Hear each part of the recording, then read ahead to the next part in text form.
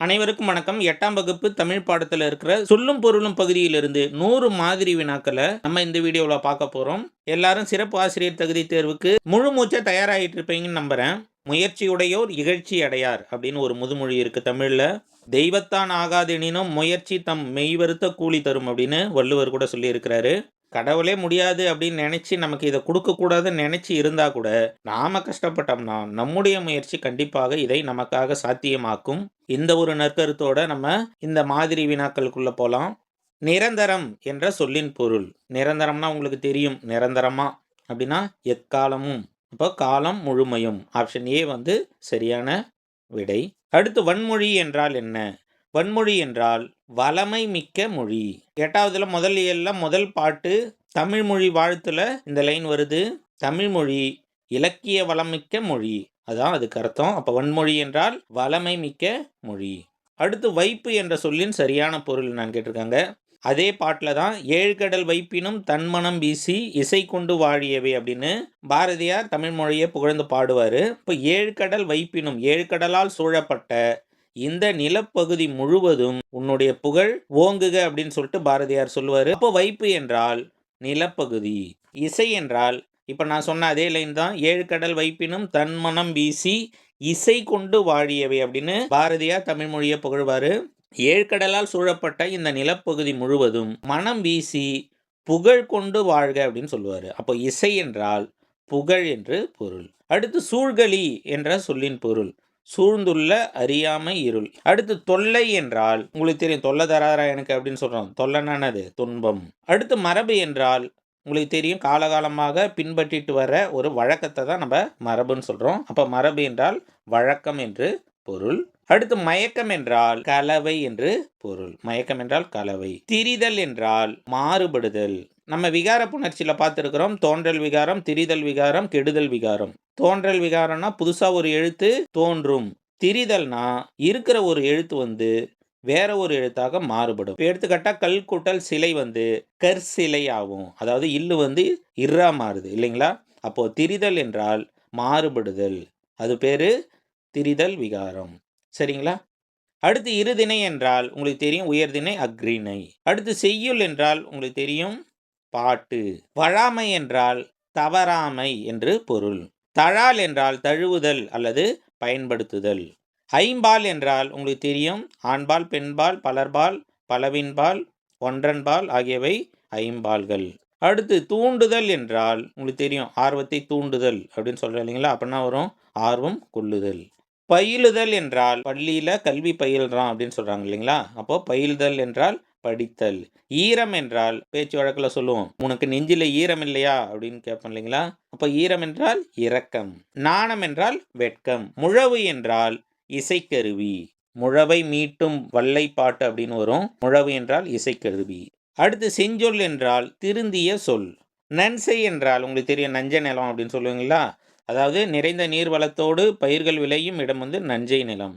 அடுத்து புஞ்சை நிலம் என்றால் குறைந்த நீர் வளத்தோடு இருக்கின்ற நிலத்தை நம்ம புஞ்சை நிலம் அப்படின்னு சொல்லுவோம். அடுத்து வல்லை பாட்டு என்றால் நெல் குத்தும் போது பாடும் பாடல். அடுத்து முகில் என்றால் மேகம் என்று பொருள். விண்ணம் என்றால் சேதம் என்று பொருள். கெடி கலங்கி என்றால் மிகவும் வருந்தி. வாகு என்றால் சரியாக. சம்பிரமுடன் என்றால் முறையாக. காலன் என்றால் யமன் என்று பொருள். சேகரம் என்றால் கூட்டம், மக்கள் கூட்டம் என்று பொருள். மெத்தை என்றால் மிகவும். அதாவது இவன் மெத்த படித்தவன் அப்படின்னு சொல்லுவாங்க. மெத்தை என்றால் மிகவும் என்று பொருள். காங்கேய நாடு என்றால் கொங்கு மண்டலத்தின் 24 நாடுகளுள் ஒன்று. இப்பயும் காங்கேயம் ஒரு ஊர் இருக்கு. அடுத்து தீர்வன என்றால் நீங்குபவை. திறத்தன என்றால் தன்மையுடையன.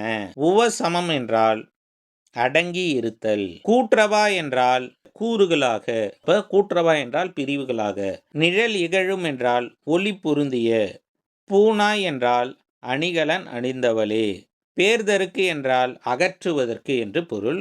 பிணி என்றால் துன்பம் என்று பொருள். பசி பிணி அப்படின்னு சொல்லுவோம் இல்லைங்களா? அதாவது பசி துன்பம். பிணினா நோய் என்றும் பொருள் உண்டு. நோயினாலே துன்பம் தானே. அப்ப பிணி என்றால் துன்பம் என்று பொருள். அடுத்து திரியோக மருந்து என்றால் உங்களுக்கு தெரியும். இந்த திரின்னு வந்தாலே 3 என்ற அர்த்தம். அதை வச்சே நம்ம கண்டுபிடிச்சிடலாம். திரியோக மருந்து என்றால் 3 யோக மருந்து. ஓர்தல் என்றால் நல்லறிவு என்று பொருள். தெளிவு என்றால் நற்காட்சி. தெளிவாக தெரியுது அப்படின்றோம் இல்லைங்களா, அப்போ தெளிவு என்றால் நற்காட்சி. பிறவார் என்றால் பிறவாதவர், பிறக்க மாட்டார். நித்தம் நித்தம் என்றால், நித்தம்னா உங்களுக்கு தெரியும் எப்பொழுதும், அப்போனா வரும் நித்தம் நித்தம் என்றால் நாள்தோறும். வையம் என்றால் உலகம் என்று பொருள். உலகத்துக்கு பல பெயர்கள் உண்டு, அதில் ஒன்று வையம். மட்டு என்றால் அளவு என்று பொருள். பேணுவயல் அப்படின்னா பாதுகாத்தல் அப்படின்னு அர்த்தம். கலன் என்றால் அணிகலன் என்று பொருள். முற்றை என்றால் ஒளிர என்று பொருள். வேண்டாவாம் என்றால் வேண்டாம், அப்போ தேவையில்லை. அழகு என்றால் எழில் என்று பொருள். அழகுக்கு நிறைய வார்த்தைகள் உண்டு, அதில் ஒன்று எழில். தடம் என்றால் வழி என்று பொருள். அகம்பாவம் என்றால் செருக்கு. புத்தி என்றால் அறிவு. பாதை என்றால் உங்களுக்கு தெரியும் வழி, அங்கே நடைபாதைன்னு கொடுத்துருக்குறாங்க. பாதை என்றால் வழி என்று பொருள். உள்ளம் என்றால் உங்களுக்கு தெரியும் மனம். லாபம் என்றால் பலன், லாபம்னா பலன். அடுத்து எண்ணி என்றால் எண்ணுதல் என்றால் மனதில் நினைத்தல், அப்போ எண்ணி என்றால் நினை என்று பொருள். அளந்தவர் என்றால் வறியவர். ஆற்றுதல் என்பது ஒன்று அளந்தவருக்கு உதவுதல் அப்படின்னு அந்த பாடல் வரும். அப்போ அளந்தவர் என்றால் வறியவர். கிளை என்றால் உறவினர் என்று பொருள். கிளை என்றால் உறவினர் என்று பொருள். ஒரு திருக்குறள் கூட வரும் பாருங்க, கேட்டினும் உண்டோர் உறுதி கிளைஞரை நீட்டி அளப்பதோர் கோல் அப்படின்னு ஒரு திருக்குறள் வரும். நமக்கு வர கேட்டிலும் துன்பத்திலும் ஒரு நன்மை உண்டு, என்னன்னா கிளைஞரை, நம் உறவுகளை நீட்டி அளக்கின்ற அளவுகோலாக அந்த துன்பம்தான் இருக்கும். அப்போ கிளை என்றால் உறவினர், நண்பர்கள் என்று பொருள். அடுத்து செராமை என்றால் வெறுக்காமை என்று பொருள். பேதை என்றால் முட்டாள் என்று அர்த்தம். அப்போ பேதையார் என்றால் அறிவற்றவர் என்று பொருள். நோன்றல் என்றால் பொறுத்தல் என்று பொருள். மறாமை மறக்காமல், அப்போ மறவாமை. போற்றார் என்றால் பகைவர். பொறை என்றால் பொறுமை. வாரி என்றால் வருவாய் என்று பொருள். எஞ்சாமை என்றால் குறைவின்றி என்று பொருள். முட்டாது என்றால் தட்டுப்பாடின்றி. ஒட்டாது என்றால் வாட்டம் இன்றி. அடுத்து வைகுக என்றால் தங்குக என்று பொருள். ஓதை என்றால் ஓசை என்று பொருள். மரளி என்றால் காலன் என்று பொருள். வழிவர் என்றால் நழுவி ஓடுபவர். கரி என்றால் யானை. அடுத்து பிலம் என்றால் மலைக்குகை. தூறு என்றால் புதர் என்று பொருள். மண்டுதல் என்றால் நெருங்குதல். அருவர் என்றால் தமிழர் என்று பொருள். இறைஞ்சினர் என்றால் இறைஞ்சி, கடவுள்கிட்ட இறைஞ்சி கேட்டார் அப்படின்வாங்க, அப்படின்னா அது வணங்கினர். அடுத்து உடன்றன என்றால் சினந்து எழுந்தன என்று பொருள்.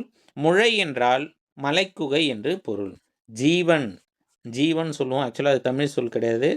சீவன் என்றால் உயிர் என்று பொருள். சத்தியம் என்றால் உங்களுக்கு தெரியும், சத்தியம்னா அது உண்மை. சபதம் என்றால் சபதம் எடுத்துக்கிட்டேன் அப்படின்னு சொல்லுவோம், அப்படின்னா அது சூளுரை. ஆனந்த தரிசனம் என்றால் மகிழ்ச்சிகரமான காட்சி, அப்படின்னா அது மகிழ்வான காட்சி.